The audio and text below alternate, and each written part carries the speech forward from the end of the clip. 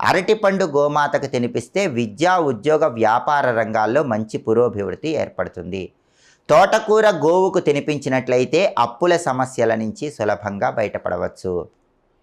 అలాగే గోమాతకు ఎప్పుడైనా సరే బుధవారం ఆహారం పెట్టినట్లయితే రావలసిన మొండి బాకీలు సకాలంలో వస్తాయి. కాబట్టి చాలా కాలంగా మీకు డబ్బులు ఇవ్వాల్సిన వాళ్ళు ఇవ్వకుండా విసిగిస్తూ ఉన్నట్లయితే బుధవారం పూట గోమాతకు ఏదైనా ఆహారం తినిపించండి.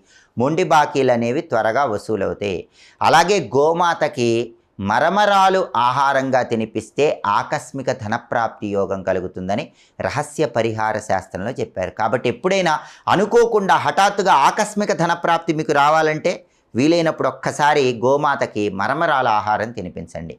దీర్ఘకాలిక అనారోగ్య సమస్యలన్నీ పోగొట్టుకోవాలంటే గోమాతకు అటుకులు ఆహారంగా తినిపించండి.